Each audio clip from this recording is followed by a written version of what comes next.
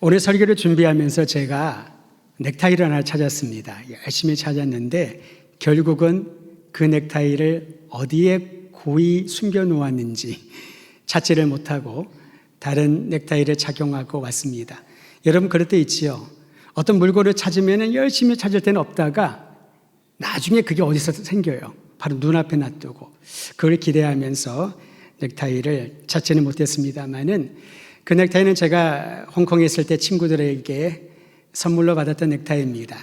사실 모양이 그리 예쁘지 않아서 자주 하고 다니기에는 아마 그거 하고 다니면 사람들이 다 볼 거예요. 그렇게 디자인도 예쁘지 않습니다만은 그 넥타이 선물을 했던 친구들이 한 말이 있습니다.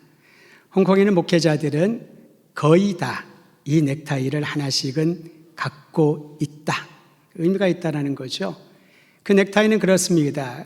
기본적인 배경에 양들이 막 그려져 있어요. 그들의 말로는 양 100마리래요. 헤아려보진 않았습니다만은. 근데 그 양들이 이 넥타이에 딱 그려져 있는데 중간에 검은색으로 마치 포인트 벽지처럼 중간에 양 한 마리가 검은색으로 그려져 있어요. 그러면서 얘기하기를 오늘 읽은 본문에 있는 예수님의 비유 이야기를 묘사한 것이라는 거죠. 100마리 양 중에 한 마리, 유독 눈에 띄는 그 양을 검정색으로 표시한 넥타이입니다. 언젠가 제가 찾으면은 착용하고 함께 좀 보여드리고 싶은 생각이 있습니다. 오늘 읽은 본문을 보면은 예수님께서 73가지, 70양 한 마리, 70은전 한 개, 70 아들 또는 탕자의 비유라고 말하는데요. 두 가지로 보죠. 아버지를 떠나 아버지 유산을 받아 떠난 둘째 아들을 잃어버린 아들이라 말하기도 하고 아버지와 함께 있었지만은 그 아버지의 마음을 전혀 알지 못했던 몸은 같이 있지만은 마음은 떠나 있는 큰 아들을 잃어버린 아들이라고 이렇게 설명을 하기도 합니다. 중요한 것은 누가복음 15장에 잃어버렸다가 다시 찾았다라는 이 주제를 전하기 위한 세 가지 비유가 기록되어 있습니다. 특히 오늘 읽은 첫 번째 비유 이야기인 잃은 양에 대한 얘기를 하면서 우리가 먼저 주목할 부분은 이 말씀을 들었던 대상자들이 누구였을까? 예수님이 이 비유 이야기를 말씀하신 그 의도가 어디에 있냐라는 것입니다.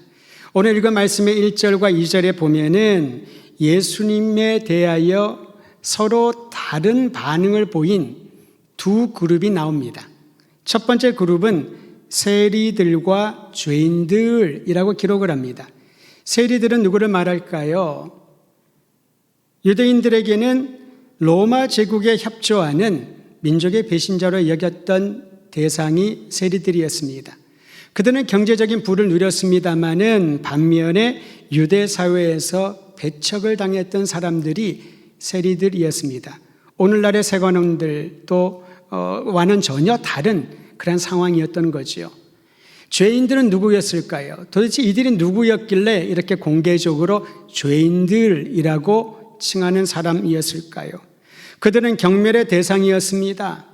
부도덕하고 타락한 이들이라고 많은 사람들의 손가락질을 당하는 사람들을 죄인들이라고 총칭했던 것으로 보입니다. 그러나 사람들이 멸시하고 경멸하는 그들이 오면은 어떤 반응을 보일까요? 그들과 멀리하지 않겠습니까? 괜히 가까이 했다가 동급 취급을 받을까 봐 염려했을 수도 있습니다. 이처럼 사회적 평판이 좋지 않은 세리와 죄인들이 예수님께 가까이 왔습니다. 예수님의 말씀을 들으러 가까이 왔다라고 성경을 말합니다. 이어서 또 다른 계층이 등장을 하는데 이 모습을 본 바리새인과 서기관들이 두 번째 그룹입니다.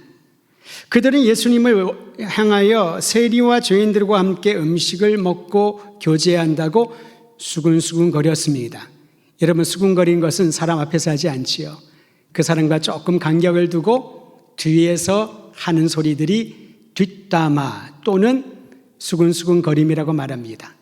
성경에 사용된 수근거림이라고는 이 단어의 뜻은 원망하다라는 뜻이 있습니다. 심히 못마땅해 한다, 그런 뜻도 있습니다. 예수님을 찾아온 세리와 죄인들을 맞이하고 있는 예수님을 보면서, 또 감히 예수님 앞에 공개적으로 찾아온 그들을 보면서 못마땅했다는 거지요. 예수님을 원망하는 마음이 생긴 겁니다. 그리고 그들은 예수님을 향하여 직접적으로 공격적인 얘기를 합니다. 왜 세리와 죄인들을 예수님이 영접하고 환영하고 그들과 함께 식사까지 할까? 우리 시대에도 여러분, 밥 먹는 거 굉장히 중요하지 않습니까? 밥 한번 먹자. 그 말은 당신과 친해지고 싶습니다, 그런 말입니다. 당신에게 내가 할 얘기가 있고요, 그리고 밥을 먹으면 먹을수록 조금 더 가까워지는 의미가 있지요.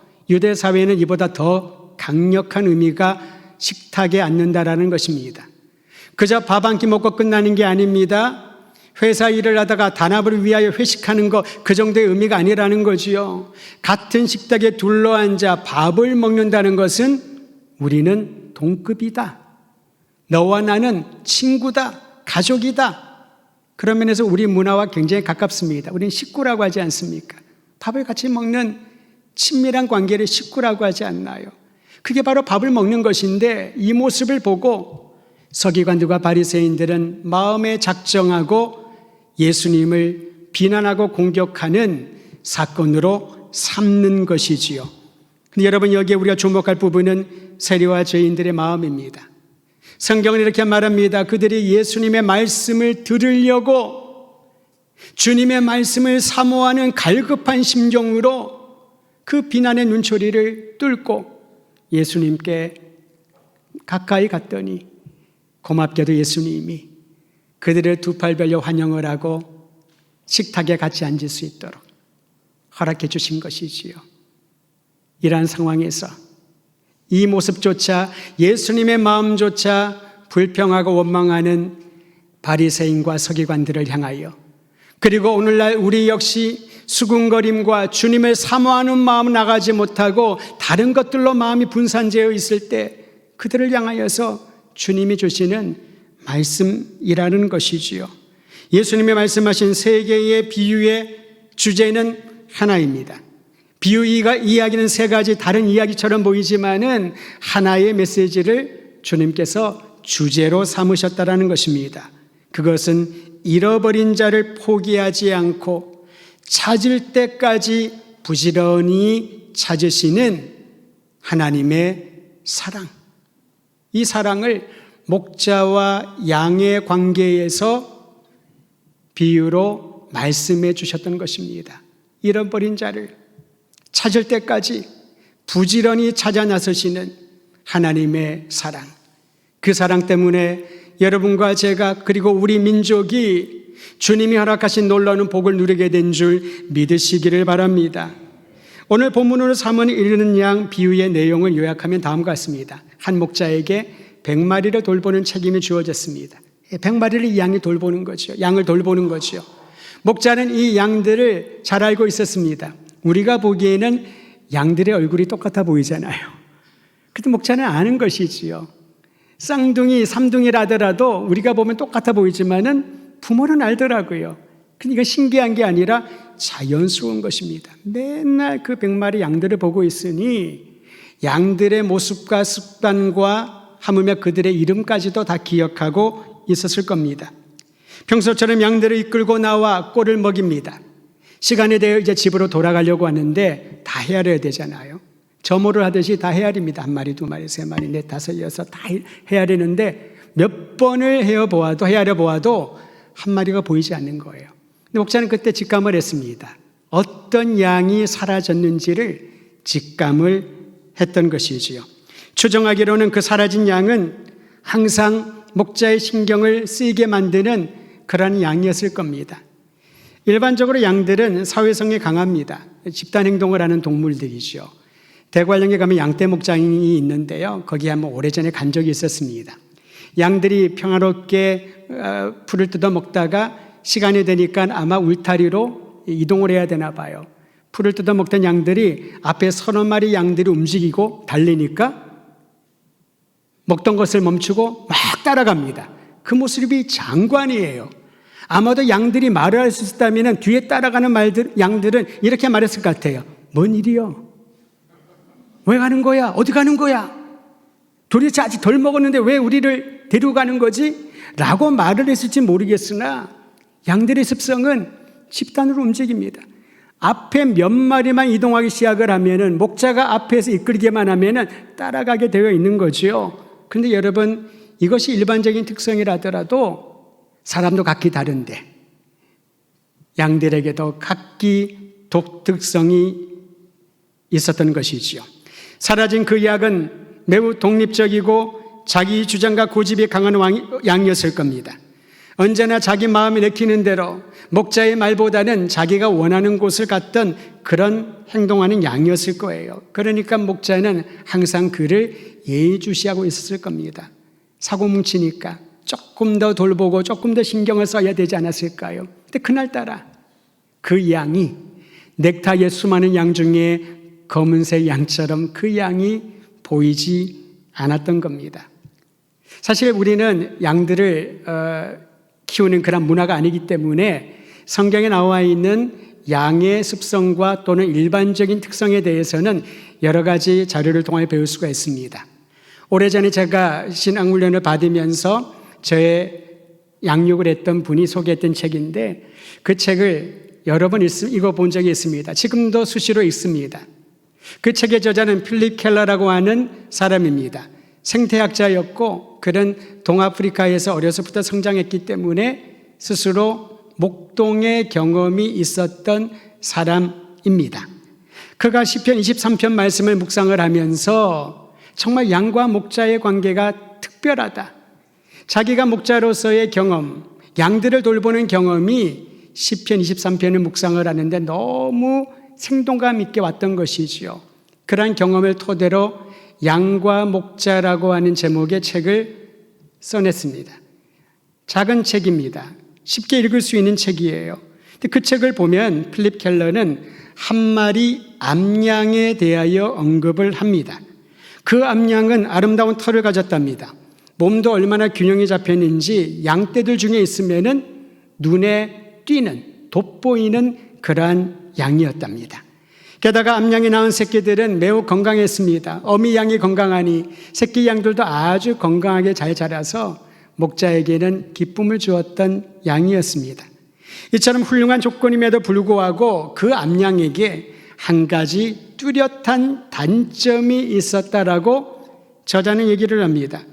정서적으로 불안정했던 거지요.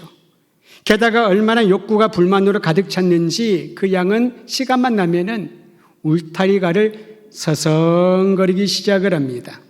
목자는 그 양을 보면서 매우 신경이 쓰이면서 그 양을 이렇게 별명을 붙여줬다고 해요.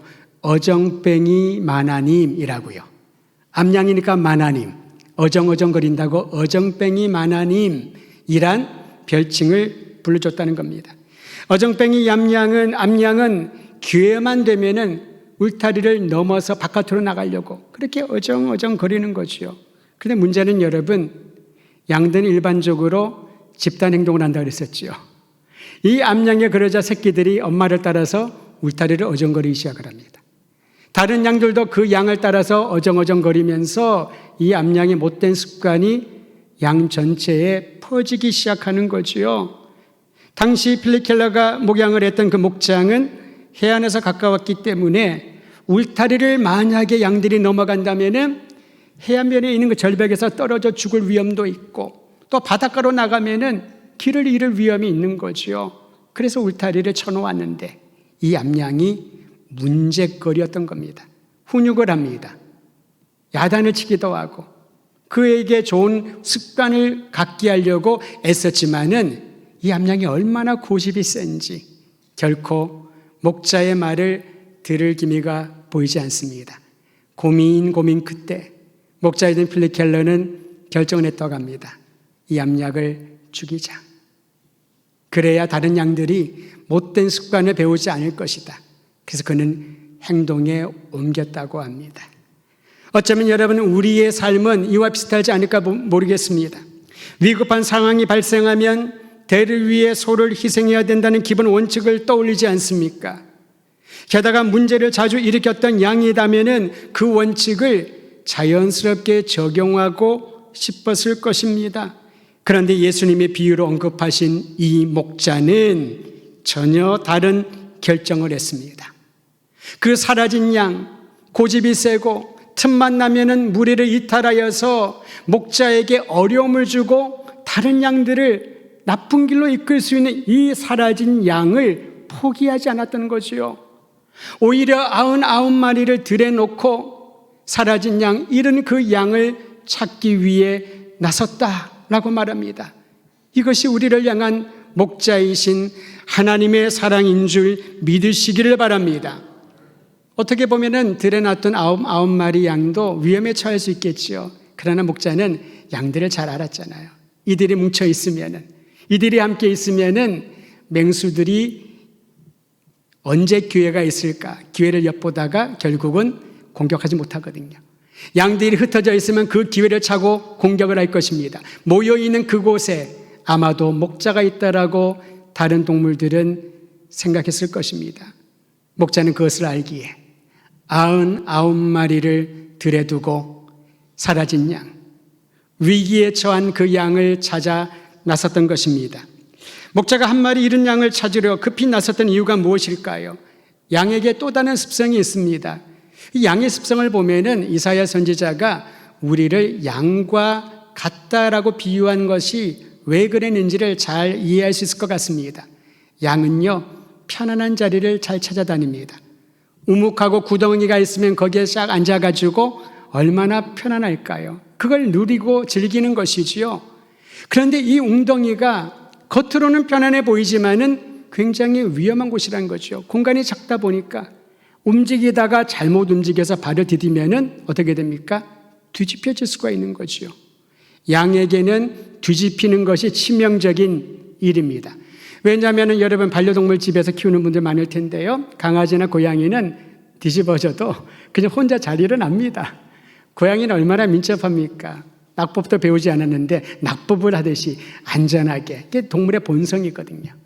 그런데 양은 넘어지면은, 뒤집히면은 일어나기 위해서 막 바둥거리겠지요. 얼마나 바둥거릴까요? 이것이 더 위험하다는 거죠. 되새김새라는 동물은 여러분이 상식적으로 알고 있듯이 혹위라고 하는 게 있습니다. 첫 번째 위지요. 몸을 움직이면서 뒤집힌 양이 바로 서려고 몸을 움직이다 보면은 그 혹 위에 가스가 차기 시작을 합니다. 호흡곤란이 일어나게 되지요. 얼마 시간 가지 않아서 뒤집힌 상태에 내버려 두면은 그는 스스로 질식하여 죽게 될 것입니다.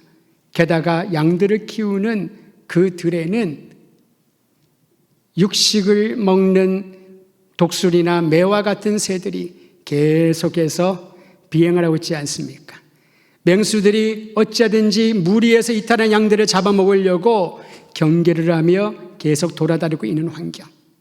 목자가 급히 그 잃은 양을 찾아내지 않으면은 맹수들에게 잡혀 먹히거나 아니면 홀로 질식하여 죽게 되는 그러한 위기에 놓여 있는 것입니다. 그래서 목자는 총각을 다투어 잃은 양을 살리려고 찾아 나섰던 것입니다.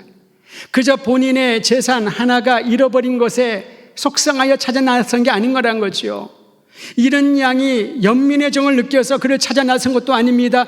그가 그대로 내버려 두면 분명히 죽음에 이르기 때문에 그를 살리려고 목자는 양을 찾아 나섰던 것입니다. 예수님은 애끓는 심령으로 잃은 양을 찾아다니는 목자의 마음을 이렇게 묘사했습니다.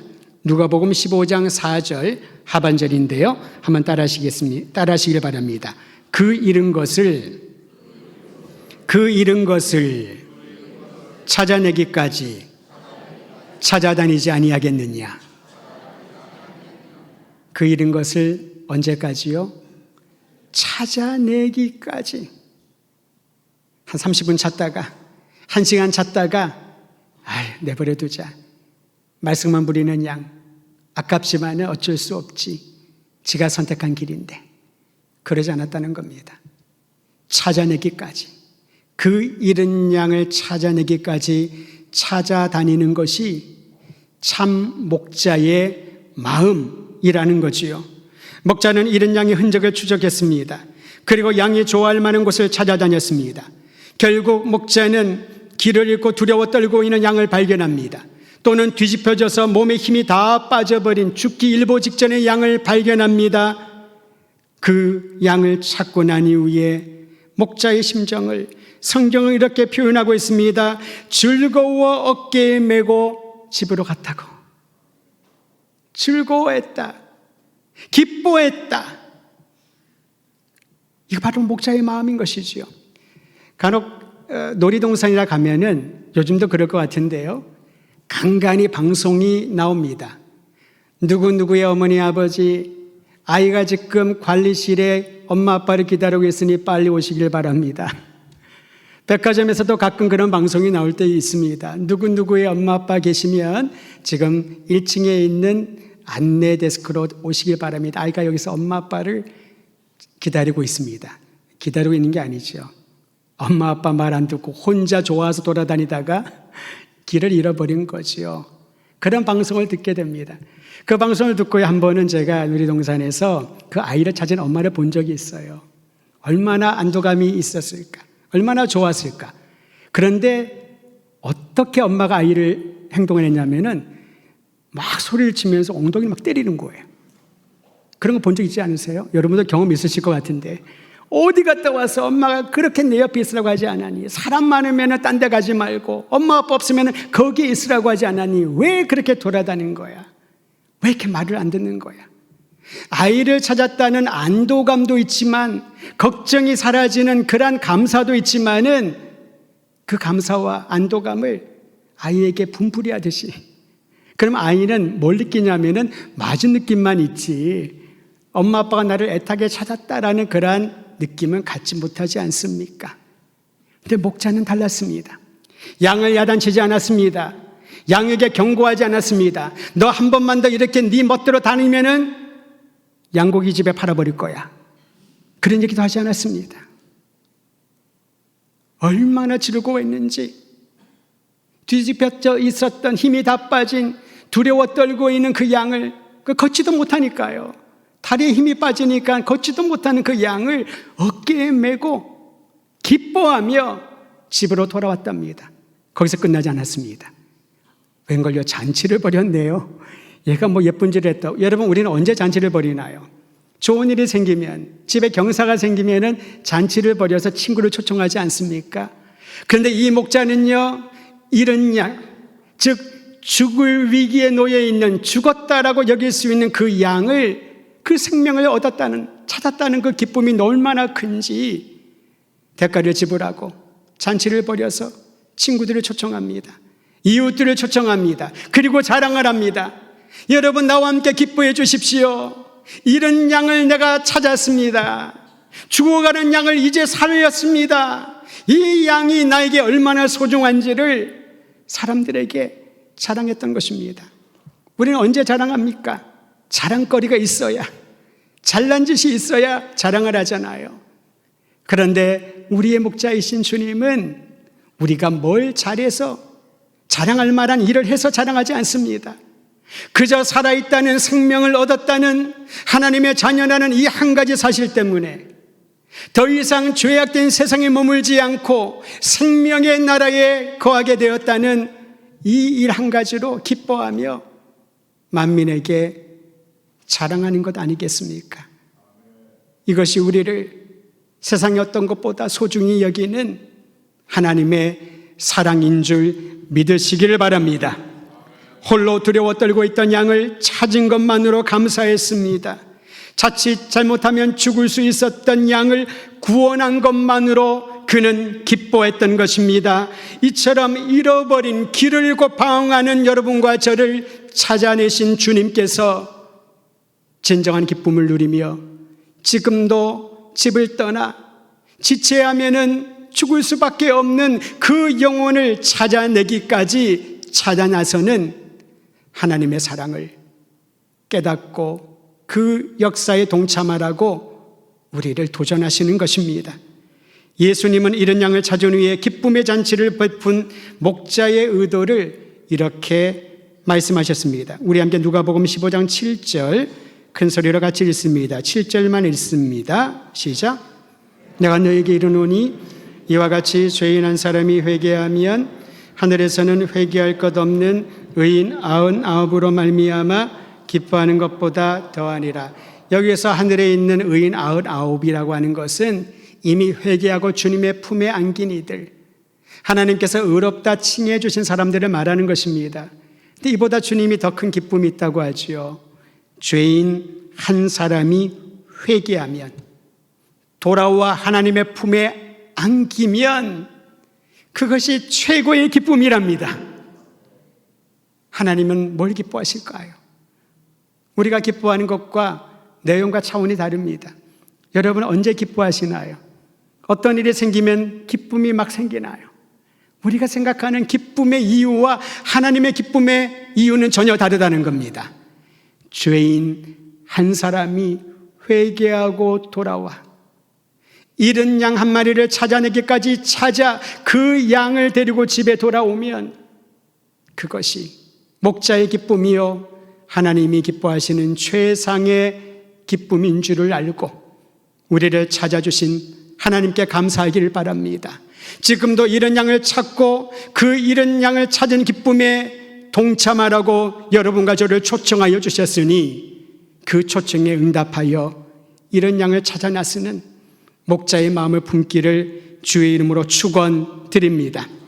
우리는 모두는 못된 습관을 지닌 양처럼 내가 원하는 방식을 따라 살다가 길을 잃어버리게 됩니다. 여러분 요한복음에 예수님이 모든 이들을 향하여 먼저는 제자들이요 그곳에 모여있는 이들 그리고 지금 우리에게 하신 말씀을 기억하시길 바랍니다. 나는 길이다. 나는 진리다. 나는 생명이다. 나로 말미암지 않고는 아버지께로 즉 생명의 길로 나아갈 길은 없다. 이 길을 찾아 주님께 안식을 누릴 수 있도록 우리에게 끊임없는 사랑을 베풀며 먼저 찾아냄을 당한 성도들에게 잃은 양을 찾아내기까지 찾아 나서라고 주님께서 요청하시는 겁니다. 예수님은 볼품없고 무가치한 나를 찾았다는 사실을 만민에게 자랑할 정도로 기뻐하시고 한 사람 한 사람을 소중히 여기십니다. 한 영혼을 세상에 어떤 것보다 가장 소중히 여기시는 하나님의 사랑이 저와 여러분에게 차고 넘쳐서 주님이 베푸신 아름다운 잔치에 모두가 동참하여 하나님의 영광을 드러내는 우리의 인생이 되기를 간절히 소망합니다. 여러분 주변에 방황하는 양들, 이런 양들이 있지 않습니까? 찾아내기까지 포기하지 않고 찾아가되 시간을 지체하지 마십시오. 마치 양이 뒤집혀져서 그 골든 타임을 놓치면은 호흡이 멈추고 사망의 길에 이르는 것처럼 나의 시간이 아니라 하나님의 열정과 마음을 가지고 이런 양을 찾아내기까지 찾아 나서는 우리 모든 성도들이 되어 하나님의 기쁨의 영광을 찬양하기를 간절히 소망합니다.